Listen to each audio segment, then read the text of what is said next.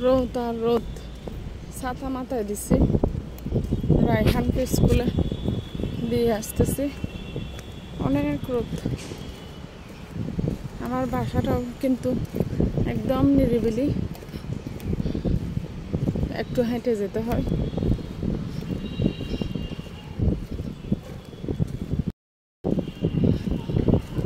ছাতা মাথায় দিছি, অনেক রোদ। রায়হানকে স্কুলে পাঠাই দিছি, এখন বাসার দিকে যাচ্ছি হেঁটে হেঁটে।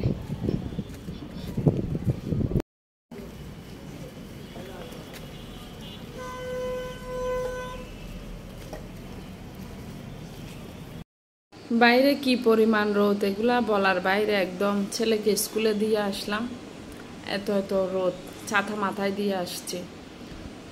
তো এখন রান্না বান্নায় যাব, বাজে 11:40।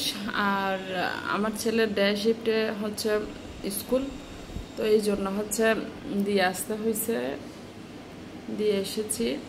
একটাই ডিউটি, প্রতিদিন ছেলেকে দিয়ে আসতে হয়, আবার নিয়ে আসতে হয়। অনেক সময় সে নিজে নিজে চলে আসে। বাবা ছাড়া ছেলেকে যখন বড় করতে যাই আসলে হাঁপিয়ে যাই।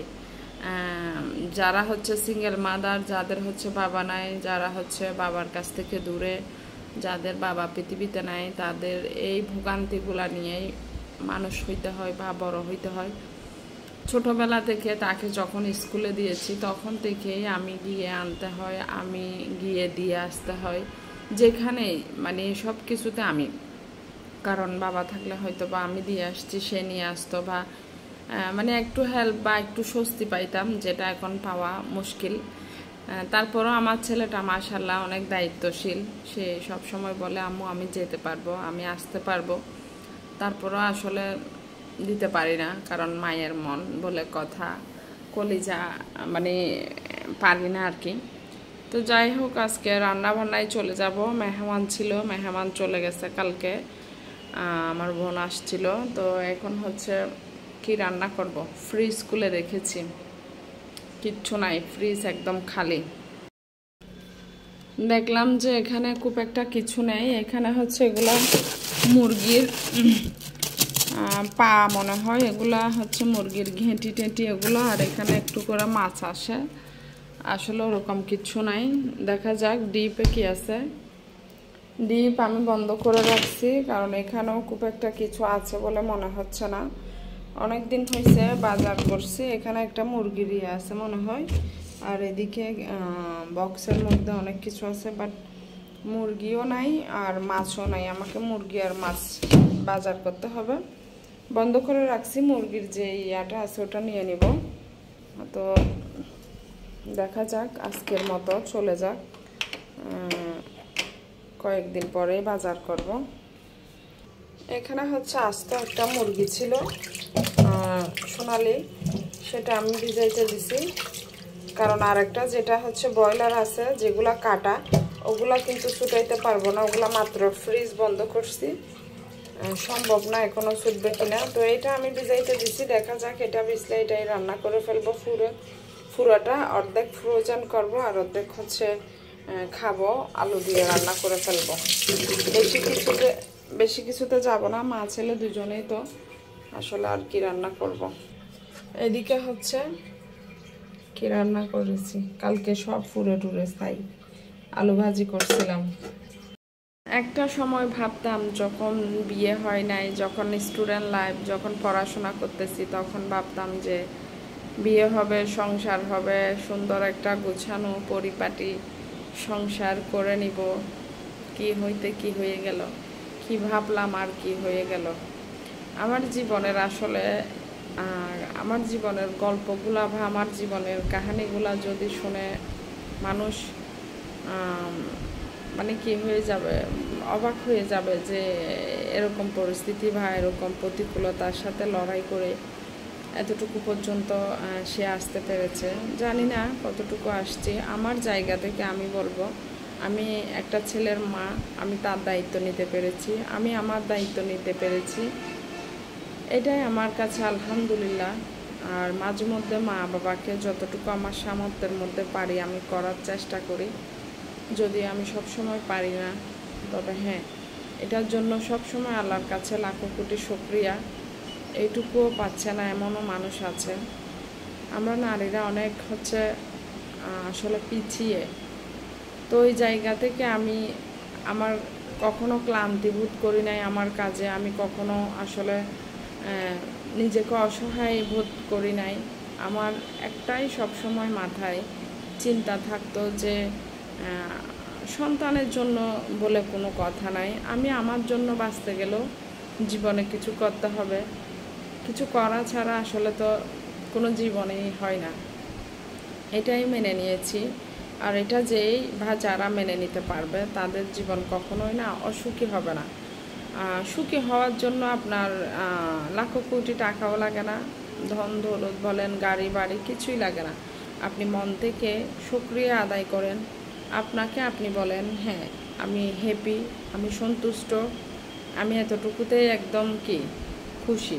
তখনই মনে করবেন যে পৃথিবীতে আপনার চেয়ে খুশি কেউ নাই। একটা দুঃখ তো অবশ্যই থেকে যায়, বাবা থাকলে হয়তো বা সন্তানের প্রতি শুধু দায়িত্ব পালন করতো, ব্যাপারটা এরকম না।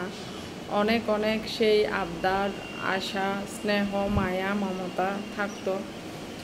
আমি আমার জায়গা থেকে আমার সন্তানকে সবসময় আদর, ভালোবাসা সব কিছু দেওয়ার চেষ্টা করি। তারপরেও যেটা অপূর্ণ সেটা তো অপূর্ণই থেকে যাবে। কি জানি আল্লাহ হয়তো বা তার জন্য আরও ভালো কিছুই রেখেছে। আল্লাহ তাআলা তো তার বান্দার ভালোর জন্যই সব কিছু করে, তো আফসোস নেই। তবে আলহামদুলিল্লাহ আমার ছেলে একদিন মানুষের মতো মানুষ হবে। সবাই পাশে থাকবেন, দোয়া করবেন, সাথে থাকবেন। তো ভুল করে যারা এভাবে সব মাংস বা সব মুরগির মাংস একসাথে রেখে দেন তারা খুবই জটিলতার মধ্যে পড়ে যান। আমি আসলে একসাথে অনেকগুলো মুরগি এনেছিলাম, মনে করেন প্রায় 30 কেজি। ওগুলা কোরবানি ঈদের আগে, যদিও আমি সবগুলা কেটে কুটে রাখা হয়েছে, তো প্রায় শেষের দিকে আর কি, একদম নাই। একটাই এক থলে আছে। তো সবগুলা মুরগি আমি আসলে একসাথে বেঁধে বেঁধে রাখার কারণে উঠানোটা মুশকিল। এতগুলা বক্স তো আর আসলে ছিল না, কারণ 30 কেজি মুরগি মানে অনেকগুলা মুরগি না। তো একটা একটা রাখাটাই ব্যাটার ছিল। কেটে যেহেতু ফেলেছি সেজন্য কিন্তু আমি আসলে একসাথে রাখছি। এখন তো মহা মুশকিলে পড়ে গেলাম। মুরগি এদিকে কেটে নিয়ে নিয়েছি, মুরগি কাটার পরে এদিকে আলু কেটে নিয়েছি, আর এদিকে টমেটো, এদিকে পেঁয়াজ, আর এদিকে আদা আর রসুন পেস্ট আছে। এবার মুরগিগুলা বসাই দিব। এদিকে ভাত বসাই দিচ্ছি, অলরেডি ভাত হয়ে যাচ্ছে।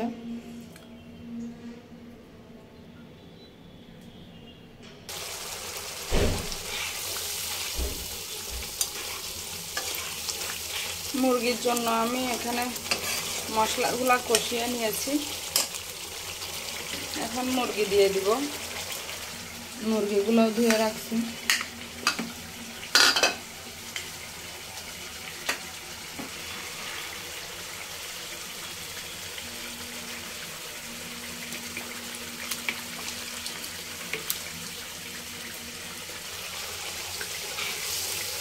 আর একটু কষিয়ে ফেলি, তারপরে দিব।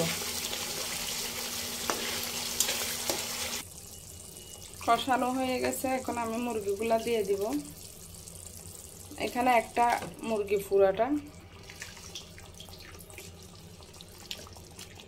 বারবার রান্না করা সম্ভব না, একসাথে রান্না করে ফেললে যা কয়দিন যায় আর কি, মাঝখানে একদিন যাবে। তো ফ্রোজেন করে করে খাওয়া, রান্না করে খাওয়া একই কথা।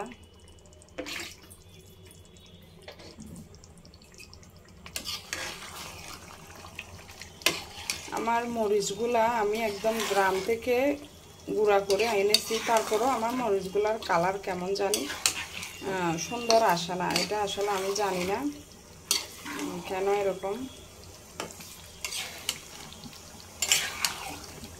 এত ভালো ভালো মরিচ গ্রাম থেকে কিনে গুঁড়া করা হয়েছে, আমার ভাবি গুঁড়া করে দিয়ে পাঠাইছে। বাট এগুলা এখন দেখি আমি তরকারিতে দিলে কালো হয়ে যায়।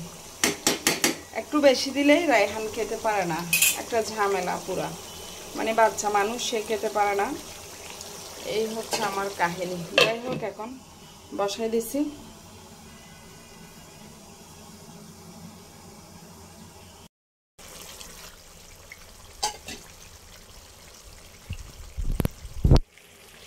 আজকের রান্না কি হচ্ছে,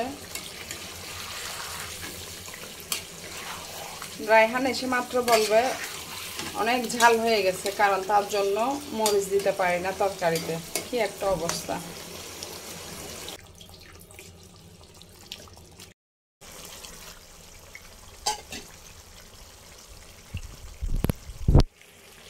আজকের রান্না কি হচ্ছে, রায়হান এসে মাত্র বলবে অনেক ঝাল হয়ে গেছে, কারণ তার জন্য মরিচ দিতে পারি না তরকারিতে। কি একটা অবস্থা।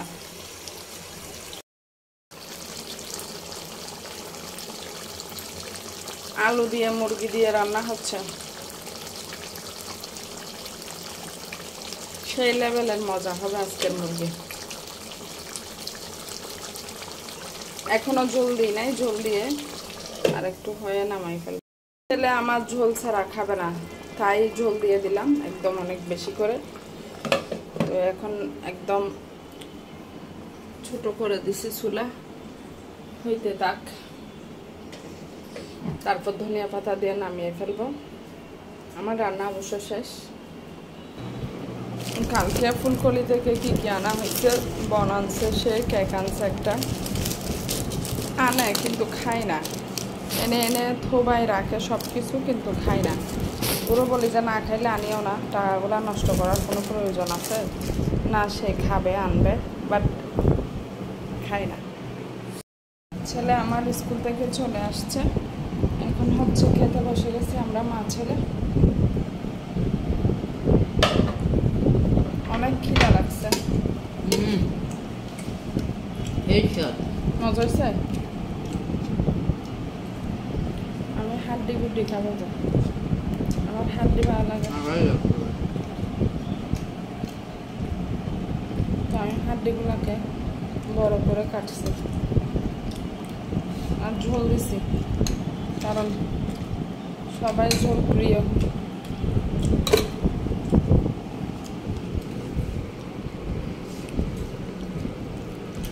আর কিছু রান্না করি নাই।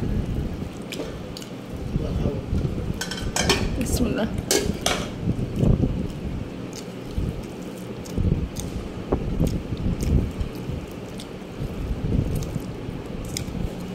তুমি নাও।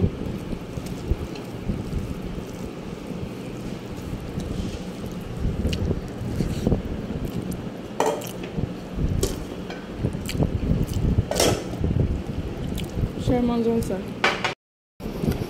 ভাত খাওয়া স্টার্ট করে দিছি, খিদা একদম। গোসল করছি মাত্র, আমার ছেলে আসার সাথে সাথে গোসল করলাম, গোসল করে বসে গেলাম তার সাথে।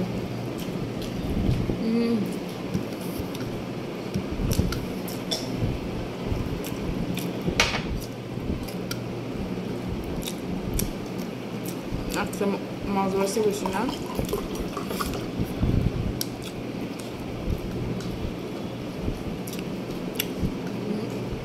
বেশি হাড্ডি খাই।